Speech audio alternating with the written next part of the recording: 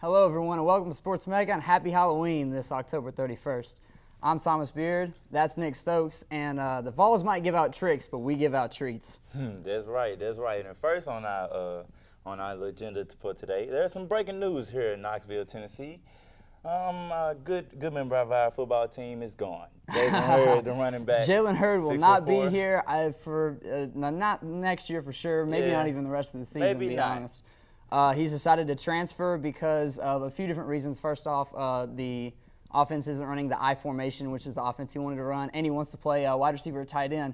How do you think that impacts the team, the Vols, and what do you think Hurd's going to do going forth, Nick? To be honest with you, I don't think it impacts the Vols at all, really. To be honest, our offensive scheme isn't set up for him, and he knows that. He is aware of that.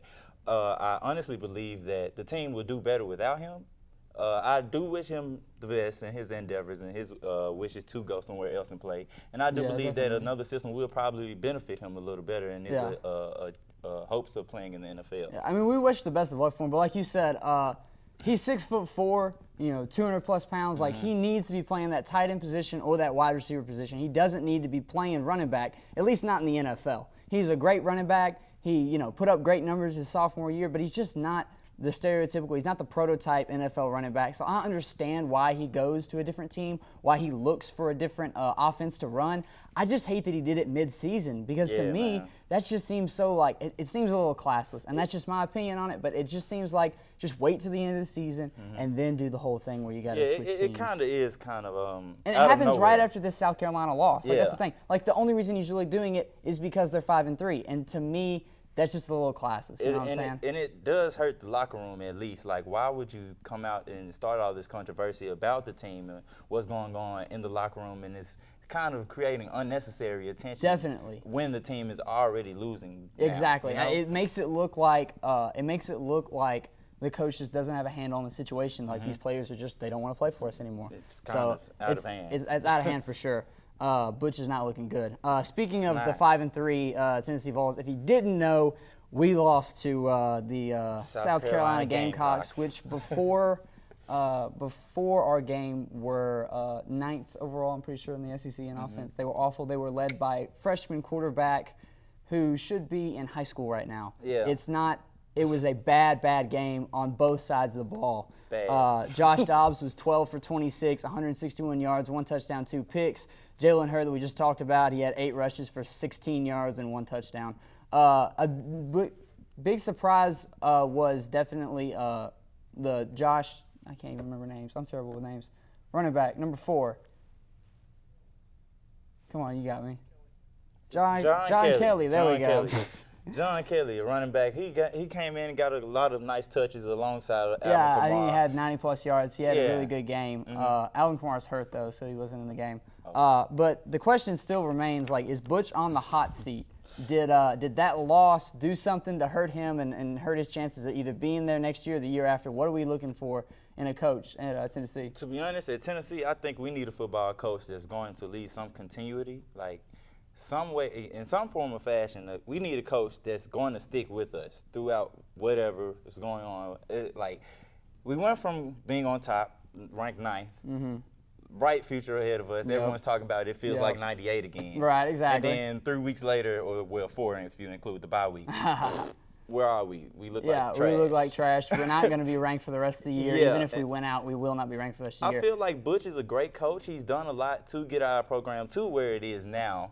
And we can't place all the blame on Butch Jones. No, definitely. Some of that blame goes to Mark or the board. It goes to the offensive coordinator who just hasn't. The offense has looked terrible. Yeah. Frankly, the offense has looked absolutely terrible. There's nothing good about it.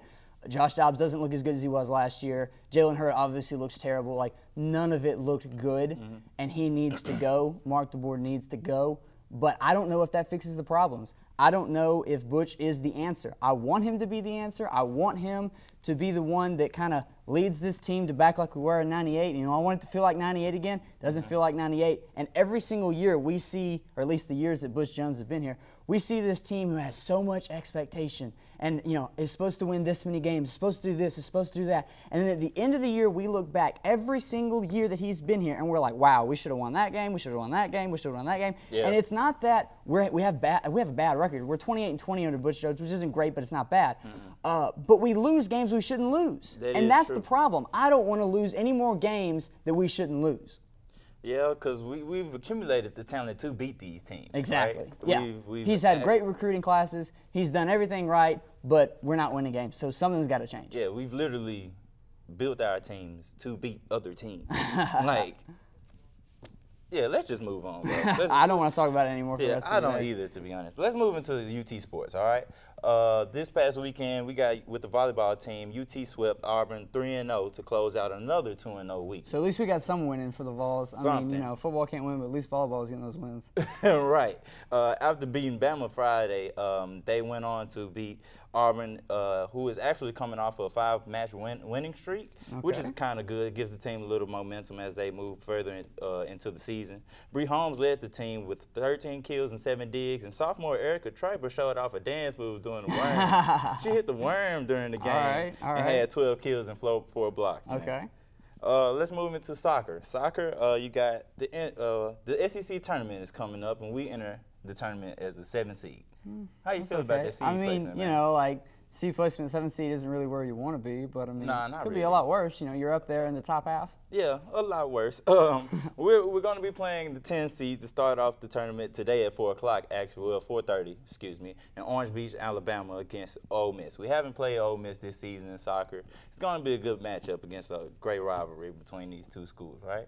I mean, look, you're asking the wrong guy. Right. Like, I don't know much about soccer, but go Vols. Like, if Vols fails, go Vols. Go Vols. So go soccer team. We wish you the best of luck. We're going to take a commercial. When we get back, we're going to talk a little MLB, NBA, and NFL. We'll be right back. The UT Student Health Center offers a variety of services for students, faculty, and staff of the university. Our full-service pharmacy is staffed with licensed pharmacists who are dedicated to the health and well-being of the UT community. Located on campus across from The Rock, the UT Student Health Center Pharmacy provides the same services offered at large retail chains at your convenience. We accept most insurance plans, so you'll be able to purchase the medication you need for an affordable price. At the University of Tennessee, your health is essential. So come by our pharmacy and remember, a healthy Vol is a happy Vol. Welcome back to Sports Mecca. I'm Thomas Beard. That's Nick Stokes. Nick, we got to talk some MLB. World Series came. Game 5 played last night. The Cubs won 3-2. That puts the series 3-2 Indians. What do you think is going to happen with that? To be honest with you, I think the Cubs have been through a lot this season. A lot. Coming over overcoming a lot of situations that they've been kind of seen to not be able, or a lot, not be thought, to get through. But they're a very, very talented young team. Oh yeah, definitely. I honestly want to see them beat the Cleveland Indians and come back from a 3-1 lead. It'd be a crazy spinoff of what happened with the Cavaliers. It definitely would be crazy. So I honestly, that's what I'm rooting for. Kind of like reverse, because you know you got the Cleveland Indians, so now Cleveland's getting their own medicine back on them. I think that's gonna be great. It would be nice to see. I think that honestly, what's going to be best for baseball is if the Cubs actually lose. I'd love to see it go to Game 7. Game 7 obviously makes it best for baseball. But I think if the Cubs lose, it makes it better because the Cubs are so good and they're so young. Yeah. And anytime you have a team that's so good and so young, it kind of grows the audience. It kind of makes people want to watch the games more. And you see this whole thing where they start counting like, okay, now it's been this many years, it's been that many years, and this tally just keeps going up and up and up, and it just keeps drawing more and more crowd. So I think what's best for baseball is that the Cubs lose. Okay.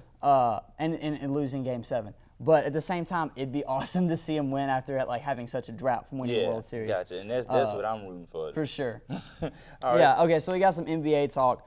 First off, we got a few guys that are making some big noise. You got your boy, Russell Westbrook, that's making some big noise, right? Russell Westbrook is out here, is a man amongst boys out here. Russell Westbrook is averaging so far on the season 38.7 points, 12.3 rebounds, and 11.7 assists per game. Maybe you think KD was holding him back or something? I'm gonna be honest with you. KD was in the way.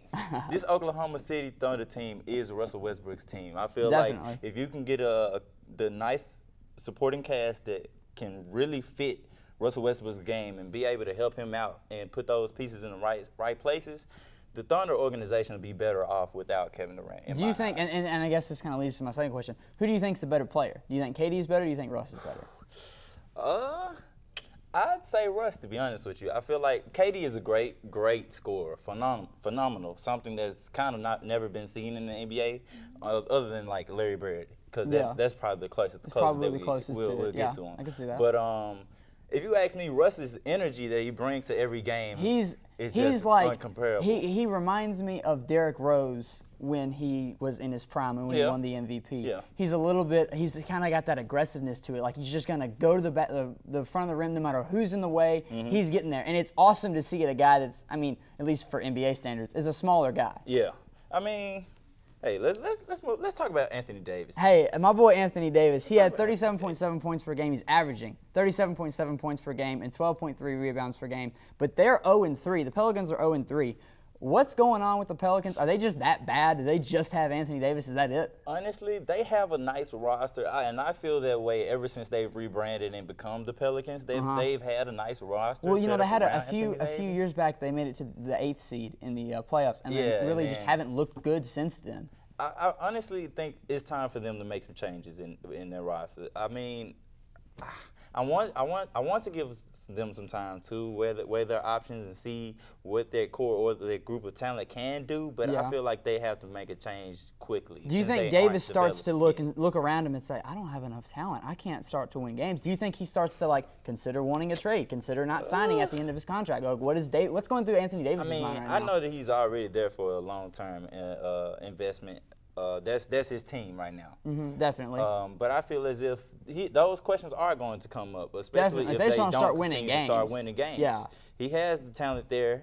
They've shown themselves to be good talent in the NBA. Yeah. But they have to come together as a supporting cast and support their leader, which is Anthony Davis, and help him out sometimes. Okay. He can't be going out here putting up 50 every game and expecting No, to and especially if they're not even winning. But of course, if we're going to talk NBA, we got to talk Warriors. Okay. Warriors are 2-1. They lost to opener to Spurs, but they bounced back and they've won the past 2 games. Mm-hmm. There've been some rumors going around about things just not kind of gelling really, but it seems to me like things are going to work out. At least that's what I think. What do you think about the Warriors right now at 2-1? Are they going to be the super team that everybody talks about, or are they going to kind of fall off and be like all the other, or some of the great teams that have assembled and just never really come to fruition? Well, with the Warriors, I honestly feel as if they put themselves in a position to be the greatest team of all time, but I feel like it's not going to work out. You have too many offensive superstars who need the ball in their hands to create plays and make plays for themselves rather than create plays for each other. There's too much star power together, and it's literally shown, especially in their game against San Antonio. If you can put a good team that's holistically better. Yeah, holistically better. Like you're talking about on all sides of the ball. Yeah, because everybody knows the Warriors aren't that great on defense. They're this phenomenal talent on offense, but on defense they're just kind of meh. I feel like any team that's willing to play the game on both sides of the ball can get into the Warriors' head. Definitely, I can agree with you there. And I honestly don't see the Warriors actually winning the championship this year. Do you think so? I don't know. We're gonna do some way too early NBA predictions, so I'll save mine for here in just a second. So first off, let's talk MVP. Okay. Who do you think? Way too early, but who do you think is going to win the MVP? I can't really tell you who's going to win right now. We got a whole season ahead of us, but I'll tell you some of my favorites right now. I'm vouching for Damian Lillard. I'm really vouching for Damian Lillard. Damian Lillard, point guard for Portland Trail Blazers. Been a star ever since he's came into the league, but hasn't really gotten that recognition that he deserves. Kind of like Anthony Davis, just hadn't had the cast around him. Basically, but he's continually proven that he can play with these guys. He's been able to make big shots and big plays when the team needs to get wins, and I feel like this season he's going to really show that he's fed up with not getting the attention that he deserves. Yeah, and my pick, of course, is KD. I just think that the MVP player normally comes from the best team, and I think at the end of the day, the best team will be the Warriors. For the finals, I've got Warriors and Cavs. What about you? I'm going to go Spurs Cavs. I'm going to go Spurs Cavs. I think the Spurs will probably meet the Warriors in their playoffs and put them out. Yeah, I can see that. All right, so let's move on to NFL. We see the Bengals tied the Redskins 27-27. That marks the second tie of this year.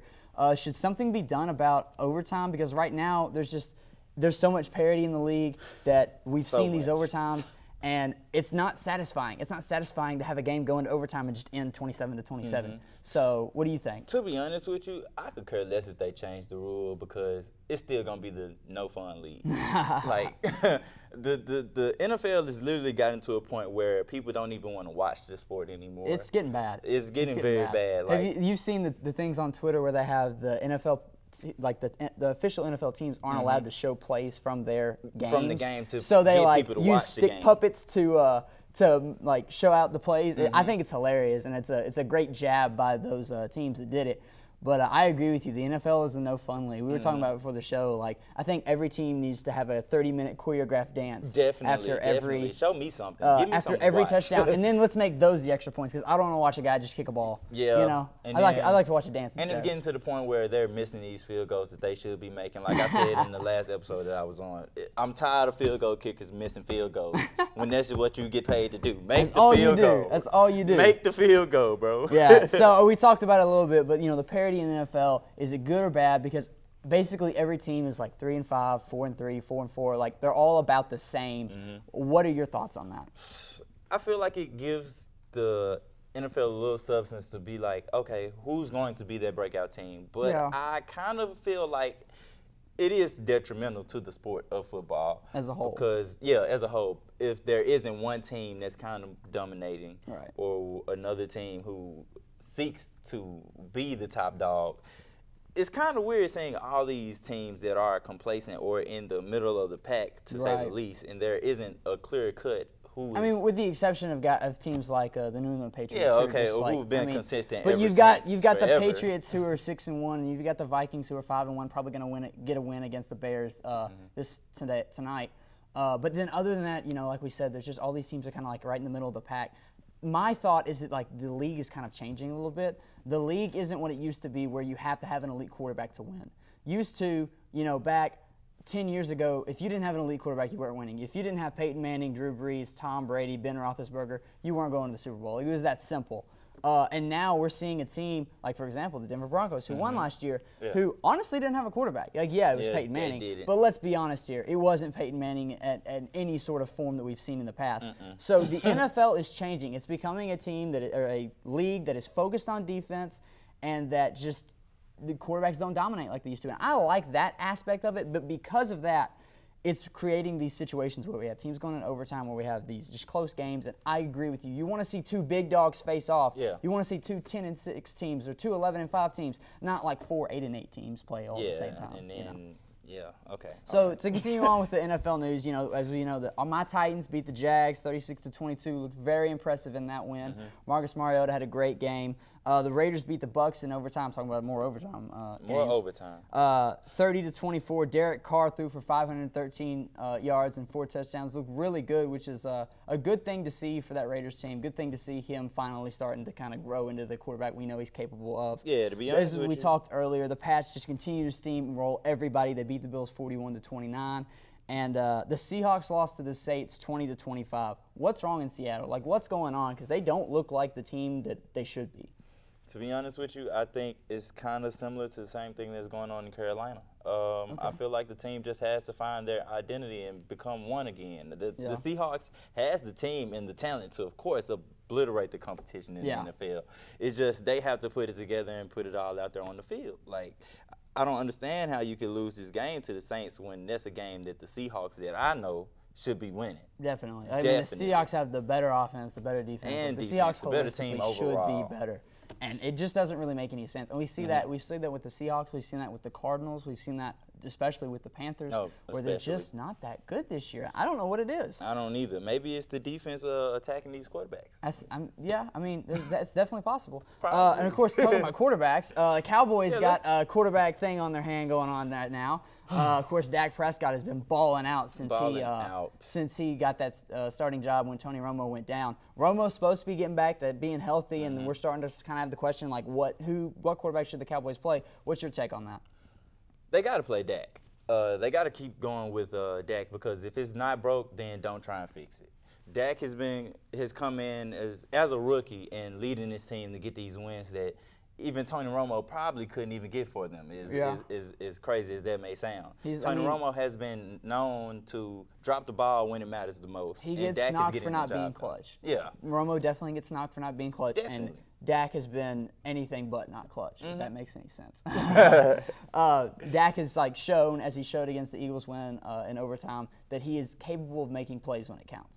Having said that, I'm going to disagree with you. I definitely think they should let Dak play, but I think Dak is a lot like any of these other kind of these run-pass quarterbacks that we've seen. You know, you got Michael Vick when he came back from his stint in prison. You know, he came back and was really good for a little while. Absolutely looked like one of the best quarterbacks in the NFL. That is true. And just kind of fell off. We got a guy like Colin Kaepernick, who for a little while, again, was supposed to be one of the best quarterbacks in the NFL, kind of fell off. I feel like these run-pass quarterbacks eventually get figured out.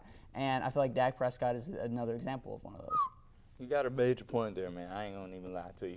You got a major point there because these rushing quarterbacks do kind of get figured out, like you said, and the defense will start notifying or realizing that that's all their quarterback can do. Right. These quarterbacks literally have to do their job, and that's make plays through the air. Definitely. Having that skill or the ability to run the ball that's cool and all, but it's like a nice cherry on top. Yeah, you gotta have the milkshake with it. If you just have the cherry, it doesn't make any sense. None at all, because you're basically a running back. But exactly. You know what? Let's move into some pick 'em. All right, that sounds good. So we got Titans versus Chargers. Titans are 4-4. The Chargers are what 3-5, I believe is. Yeah, 3-5. 3-5. Okay. So who do you got in that game?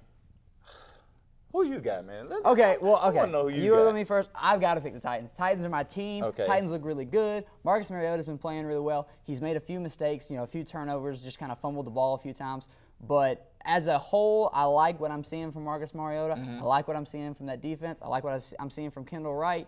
I like what I'm seeing from DeMarco Murray. Yeah. As a whole, I think that team has the chance to really be a good team in the NFL, especially, as we said, with all this parity. I'm definitely with you on that because Mariota is showing me that he has the poise to be a good quarterback in this league. Right, if you just give him a little time. Even and the same thing with the Tennessee Titans organization. I feel like the pieces that they have established right now can grow together and become like a force. I didn't think it would ever happen because it was just so slow, but they're finally getting things together. Being from Tennessee, I thought the Titans would never. You know what? Moving on. Broncos, Raiders. I've got the Broncos. I think the Broncos, like we said, they're the reigning Super Bowl champions. Yes, they lost Peyton Manning, but the quarterback that stepped in has done a pretty good job of just kind of managing the game, and that's pretty much what they've got. They've just got a game manager. They've got just someone who can just kind of not turn the ball over, not make any mistakes, and let that defense play. And I think they're going to be a successful team and continue to be successful because, like I said, I think the league's changing. Okay, I do think the league's changing, and I'm gonna go with the Raiders. Okay, I'm going with the Raiders because these young guys are showing me that they're willing to fight like the old time Raiders now. Yeah. Derek Carr is showing that he can be elite. 513 yards, 4 touchdowns. I mean, he had an amazing game. I know he's about to go up against a good, tough we'll defense see what he's in the made Broncos. of. We're really going to see what he's made of. Definitely. But I honestly think, or hope at least, that the Raiders will come out with a W in this week. All right, so we got the Eagles and the Giants. They're going to face off again. Who do you got in that matchup? That's kind of a rivalry of sorts. I'm gonna go with the Giants. Okay. Let's hope that Eli and Odell can lead their offense to the promised land, get some touchdowns, get some nice scores on that Eagles defense because that Eagles defense is. It's okay. I mean, Eagles are again like every team in the NFL. Everyone's okay. To be honest, they just okay. But if Eli and Odell can come together and match up, that's still going to be history. I agree with you Eagles. on that one. I've got the Giants winning as well. And then, of course, the Seahawks versus the Bills. We talked about the Seahawks are kind of struggling. That's at Buffalo. What do you think? Do the Seahawks kind of get it back together, or are they going to continue the struggles? I believe that with the Seahawks, with the games that they just played, especially with their loss in New Orleans, I believe that they can bounce back. Resilience. Our favorite word here at UT, right? Resilience. That's Bush's favorite word. Yeah. They're going to show us what resilience really is and beat the Bills. I've got the Bills. I don't think they can overcome it. I think something's off in Seattle, and I just don't think they're going to get it back on track anytime soon. Okay. All right, well, that's been all for the NFL and NFL talk, so we'll be right back after this commercial break. The UT Student Health Center offers a variety of services for students, faculty, and staff of the university. Our full-service pharmacy is staffed with licensed pharmacists who are dedicated to the health and well-being of the UT community. Located on campus across from the Rock, the UT Student Health Center Pharmacy provides the same services offered at large retail chains at your convenience. We accept most insurance plans, so you'll be able to purchase the medication you need for an affordable price. At the University of Tennessee, your health is essential. So come by our pharmacy and remember, a healthy vol is a happy vol. All right, and we're back. We're going to talk some college football. This is kind of a huge, many games have been played. Many things have happened. This is last week was a big week in college football. So we got a lot to cover. We're going to try to get it all in one session, so we'll see how it goes. First off, we got to talk about Michigan. Michigan beat Michigan State 32-23. The reason I want to talk about this game, though, is this meaningless two-point conversion that Michigan State tries to go for. They're trying to show that they're they're resilient, they're the better team in some way, and Michigan they fumble the ball, Michigan just takes it and runs it back. It's really embarrassing, and it is dumb. I don't even know why you would go for something like that. I don't understand. I kind of understand the thought process behind this, but why? What was the point? There was no point. You just wanted to rub it in because they're rivals and all, but it made you look absolutely ridiculous. It makes you look stupid. Look, absolutely Michigan stupid. got that jump man on them jerseys now, bro. It's over with. You can't touch Michigan. Yeah. Oh no, Michigan. As we said, Michigan's probably the only team, in my opinion, that can really contest Alabama. Mm-hmm. What do you think about that? Do you think Michigan, Alabama? Is there any other team out there? Michigan is putting up their fights, if you ask me, man. And they are showing me that they know how to play the game of football. And as long as they can keep that going, I'd love to see them play Alabama. I think it would be a great game. I think it would be a close game, and I kind of hate that. At least last year, Alabama, when they had the college football playoffs, blew everybody out. It wasn't even that close. It wasn't close I would love to see somebody kind of compete with Alabama, because besides Ole Miss randomly beating them every other year, no one really stands up to Alabama. So I would love to see Michigan, or anyone really, but I think Michigan's the best suited to do it, compete against Alabama and maybe even knock them off. We got to talk about all the different undefeated teams that lost. First off on our list, Wisconsin beat Nebraska in overtime 23-17. It was a nail biter. It was a close game, low-scoring game, as you would expect from two teams with such great defense. But just kind of what do we see in that Big 12 conference? What is that going to look like going forward? Because there's a lot of good teams.